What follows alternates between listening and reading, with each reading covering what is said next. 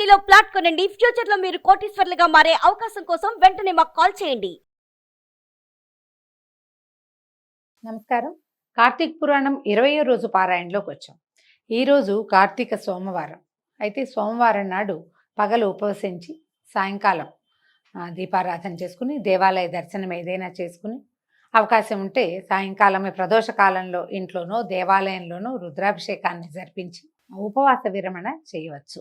ఒకవేళ అంత పెద్దదిగా చేయలేకపోతే పగలు ఉపవసించి సాయంకాలం ఇంట్లోనే దీపారాధన చేసుకుని కొంత శివార్చన కానీ విష్ణువార్చన కానీ మన ఇంటి పద్ధతి ఏదైతే ఆ ప్రకారం అర్చన చేసుకుని కాస్త వంట చేసుకుని స్వామివారికి నివేదన చేసి ఆ ఆహారాన్ని భుజించవచ్చు. ఉపవాస విరమణ చేయొచ్చు. ఎవరినైనా పిలిచి వారికి భోజనం పెట్టినా మంచిది. లేదా ఎవరైనా బ్రాహ్మణులకి మోయనివ్వటం లేదా స్వయం పాకం ఇవ్వటం లాంటివి కూడా మంచిదే. సోమవారం నాడు ఒకవేళ పౌర్ణమి నాడు గనక మీరు దీపదానం చేయలేకపోయినా లేదా 365 ఒత్తులు వెలిగించుకునే అవకాశం మీకు కుదరకపోయినా ఈ రోజున సోమవారం నాడు దీపదానం చేసుకోవచ్చు. 365 ఒత్తులు వెలిగించుకోవచ్చు. ఎక్కడైనా నదీ జలాలలో దీపాన్ని వదిలిపెట్టడం లాంటి క్రియలు కూడా చేసుకోవచ్చు. ఇది కార్తీక మాసంలో ప్రత్యేకమైన సోమవారాలు విశేషం కదా. ఇందులో వచ్చిన ఒక సోమవారాన్ని మనం మిగిలిన సోమవారాల్లో చేయలేని క్రియలన్నీ లేదా పౌర్ణమి నాడు చేయలేకపోయినవి కూడా ఆ పుణ్యకార్యాలన్నీ ఈ రోజున చేసుకోవచ్చు. అవకాశాన్ని బట్టి ఈ దొరికిన సోమవారాన్ని సుసంపన్నం చేసుకుందాం దాంతో. అయితే ఇప్పుడు ఇవాళ ఏం కథ చెప్పబోతున్నారో చూద్దాం. జనక మహారాజు అడుగుతున్నారు, మునీంద్ర, సర్వపాపాలని నశింపచేసేది సౌభాగ్యప్రదము అయినటువంటి కార్తీక మహాత్మ్యాన్ని ఇంకా విన్న కొద్దీ వినాలనుంది, ఇంకేదైనా విశేషం చెప్పమని అడిగారు. అడిగితే వశిష్ఠ మహాముని ఇలా చెప్తున్నారు, వినుము ఓ రాజా, ఇది విను. కార్తీక మహాత్మ్యాన్ని గురించి అగస్త్య మహామునికి అత్రి మహామునికి జరిగిన సంవాదం ఒకటి కలదు. అంటే సంవాదం అంటే పోట్లాట అనుకోకూడదని. వాదం అనగానే మనం ఏమనుకుంటాము, డిబేట్ అనుకుంటాం. కాదు, సంవాదము అంటే ప్రసంగం, మాట్లాడుకోవటం అన్నమాట. వీళ్ళు ఒకరికొకరు చెప్పుకున్నారు. ఎవరెవరు?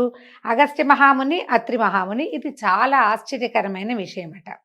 ఏం మాట్లాడుకున్నారో చూద్దాం. అత్రి మహాముని ఇలా అంటున్నారు, అగస్త్య మునీంద్ర, ఉపకారం కోసము కార్తీక మహాత్మ్య బోధకమైన హరికథను ఒక దానిని చెప్పేది విను.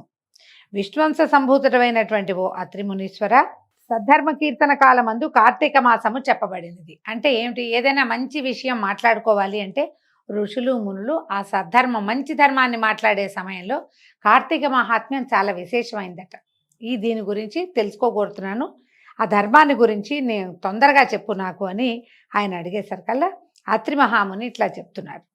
బాగుంది, నీ ప్రశ్న చాలా పాపనాశకరము. అంటే ఇప్పుడు ఇద్దరు మాట్లాడుకున్నారు.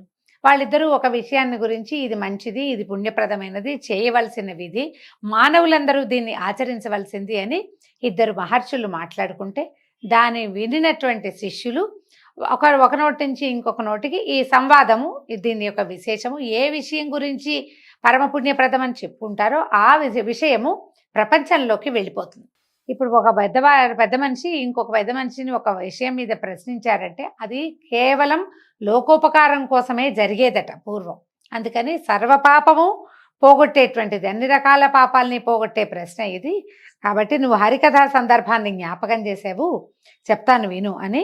కార్తీక మాసంతో సమమైన మాసం లేదు, వేదంతో సమానమైన శాస్త్రం లేదు, ఆరోగ్యంతో సమానమైన ఉల్లాసం లేదు, అలాగే హరితో సమానుడైన దైవము లేడు. కార్తీక మాసమందు ప్రాత స్నానము, దీపదానము, హరిపూజ సల్పేవాడు ఇష్టార్థాన్ని పొందుతాడు. విష్ణుభక్తి వలన కలియుగమందు వివేకము, ధనము, యశస్సు, ప్రతిష్ట, లక్ష్మి, విజ్ఞానము, సర్వత్ర విజయాన్ని కూడా పొందుతారు. ఈ విషయాన్ని గురించి ఒక పూర్వ చరిత్ర ఉన్నది అని చెప్పారు. త్రేతాయుగంలో అంటే రాముల వారు పుట్టిన యుగంలోనే వారికంటే చాలా ముందు కాలంలో అయోధ్య నగరానికి సూర్యవంశ సంభూతుడైనటువంటి పురంజయుడు అనే ఒక రాజు ఉండేవాడు. మనకి సూర్యవంశ చరిత్రలు చెప్తారు. వంశ చరిత్ర ఎట్లా చెప్తారంటే వంశస్థులు అయిన రాజుల గురించి చెప్తారు. రాముల వారి వివాహం అప్పుడు శ్రీరామ పట్టాభిషేకాలు అవి జరుపుతాము. సీతారామ కళ్యాణం చేసినప్పుడు వారి వంశస్థులందరి పేర్లు చెప్తారు. అందులో పురంజయుడు ఉన్నాడో లేదో తెలియదు, కానీ అయోధ్య నగరాన్ని పాలించిన రాజుల పేర్లు ఎన్నో కనపడతాయి. ఆ కనపడే వాళ్ళలో పురంజయుడు ఒకడు. ఈయన మొదట ధర్మాత్ముడుగానే ఉండేవాడు. రాజ్యానికి వచ్చిన కొత్తల్లో తండ్రి గారు విధించిన విధానాల ప్రకారమే రాజ్యాన్ని చేసేవాడు. రోజు నిత్య దేవాలయ సందర్శనము, పూజా విధానము, యజ్ఞము, హోమము, బ్రాహ్మణ దానాదులు అవి చక్కగా చేసేవాడు. కొత్తల్లో క్రమంగా ఏమైంది, ఆయనకి బలం పెరిగిందనమాట. తర్వాత ఐశ్వర్యవంతుడై బుద్ధి నశించి దుష్టపరాక్రమయుక్తుడై మహాశూరుడయ్యును సత్యము శౌచము విడిచి దేవబ్రాహ్మణ భూములను అపహరించి బ్రాహ్మణులను ద్వేషించి లోభి హింసకుడు కూడా అయి బంగారాన్ని దొంగిలించే వాళ్ళకి ఇష్టుడుగా ఉన్నాడు. ఎలా అయ్యాడో చూడండి. మొట్టమొదటి చక్కగా ధర్మంగానే మొదలుపెట్టాడు. రాజ్యంలో రకరకాల పంటలు పండేవి, చుట్టుపక్కల రాజులందరినీ జయించి పెట్టుకున్నాడు. ఎవరైనా వస్తే వాళ్ళని తొలగించేసేవాడు. క్రమంగా తన భుజ బలం మీద అతనికి నమ్మకం వచ్చింది. తను బాగా బలశాలని, ఈ ధర్మ మార్గం వల్ల ప్రయోజనం లేదని ఇదంతా శమధమాదులు నేర్పిస్తాయి. దీనివల్ల ప్రయోజనం ఏముంది, రాజ్యం పెరగదు, రాజ్యానికి సంపద పెరగదు. ఇలాంటి ఆలోచనలకి లోనయ్యి క్రమంగా శమధమాదులని వదిలిపెట్టేశాడు. దేవాలయము, పూజ పునస్కారము, విధానము, యజ్ఞము, హోమము మానేశాడు. అక్కడి నుంచి బ్రాహ్మణులతోటి ద్వేషంగా ప్రవర్తించేవాడు. ఎందుకు వీళ్ళకి ఇవన్నీ ఇవ్వడం, మనకి ఇంత రాజ్యం ఉంది కదా, ఇంకా ఏం కావాలి మనకని ఏ బ్రాహ్మణుడికి ఏమీ దానం చేసేవాడు కాదు. లోభి హింసకుడు, ఎవరైనా పదే పదే అడిగితే ఒరే వీళ్ళు 4 కొట్టి బయటికి తోసేయండిరా లాంటి మార్గాన్ని అవలంబించేవాడు. హింసకుడుగా కూడా అయ్యాడు. తర్వాత ఏమైంది, ఈ క్రమంగా దొంగలకి వాళ్ళకి ఎవరి నుంచైనా దొంగలు ఏదైనా సొమ్ము దొంగిలించుకుని వస్తే దొరికితే సగం తీసుకుని వదిలిపెట్టేసేవాడు. ఏం పోయింది, 2 లక్షలు దొంగిలించుకొస్తే 1 లక్ష రాజుగారికి ఇస్తే వదిలేస్తాడు. ఇలాంటి మార్గాన్ని కూడా ఆయన అవలంబించాడు. తన సంపద పెంచుకోవటం మీదే దృష్టి ఉంది కానీ పుణ్యబలాన్ని పెంచుకునే ఆలోచన చేయలేదు. ప్రతి వాళ్ళు ఈ ఆలోచన విధానాన్ని అనుసరించాలి. మనం ఎంత పెరిగామో పుణ్యబలాన్ని అంత పెంచుకోవాలి. అది తగ్గించుకుని పాపాన్ని పెంచుకోకూడదు. మన బలం పెరిగింది అంటే భగవంతుడు అంగీకరించడం వల్ల పెరిగిందని అనుకోవాలి కానీ కాదు ఇదంతా నా శక్తి అంటే ఎంతకాలం ఉంటుంది, శరీరం నశ్వరం కదా, ఎప్పుడో ఒకప్పుడు నశించిపోయేదే. దానివల్ల ఈ బలం వచ్చిందని ఎలా నమ్ముతాం మనం? అలా ఎలా ఆలోచిస్తారు? ఈ ఆలోచన విధానం తప్పు. ఆ తప్పుడు ఆలోచనల్లోనే పురంజేయుడు ఉండేవాడు. క్రమంగా ఇలా అధర్మపరాయణుడిగా అయ్యాడు రాజు.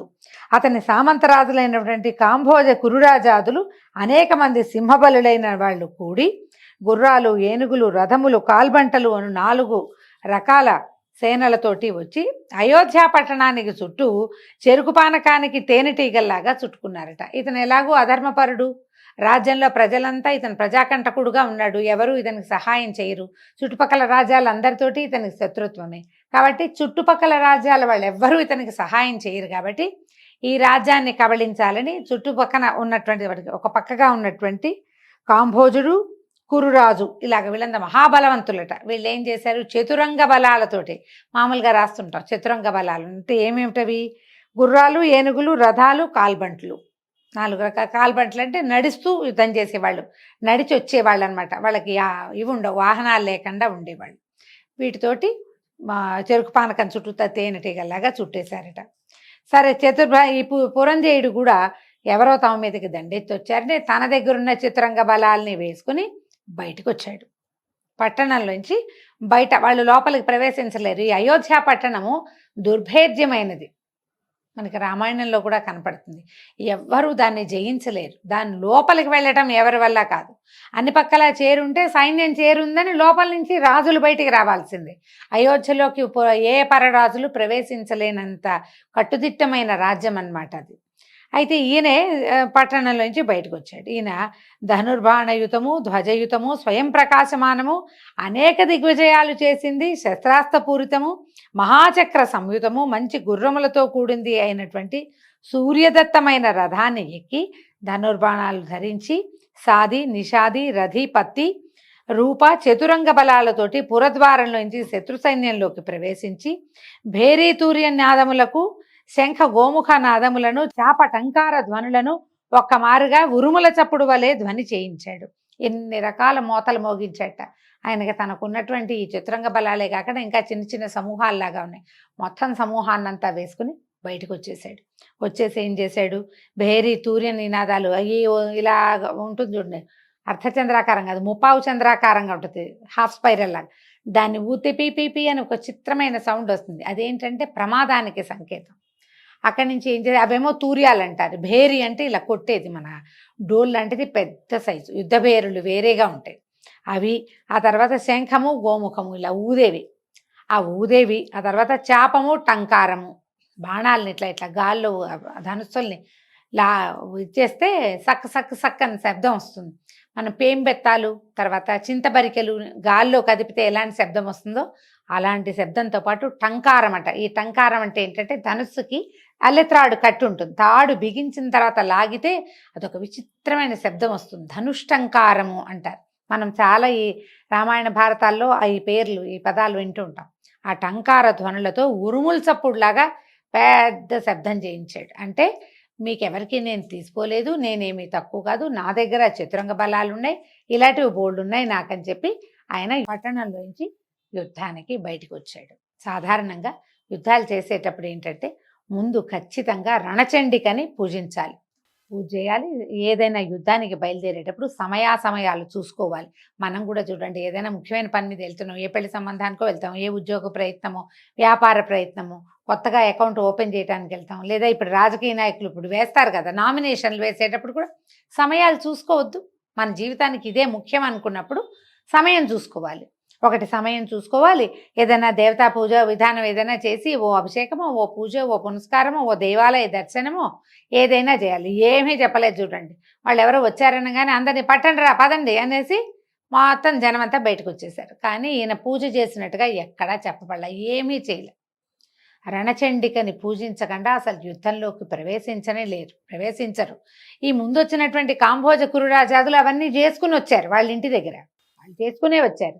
ఈ పట్టణంలో నుంచి బయటకు వచ్చేవాడు 4 చూసుకుని అన్ని దేవాలయాల్లో పూజలు చేయించి తన పేరుతో అర్చనలు చేయించుకుని భగవంతుని పూజించి రావాల్సినటువంటి పురంజయుడు తన భుజబలం మీద అపారమైన విశ్వాసం కలిగిన వాడై భగవంతుణ్ణి తోసి రాజని అసలు వేద మార్గాన్ని అవలంబించకుండా జనాల్ని వేసుకుని పట్టణంలో నుంచి బయటకు వచ్చాడు. ఈ పురాణాలు మనకు ప్రత్యేకంగా చెప్పే సంగతులు ఇవేనండి.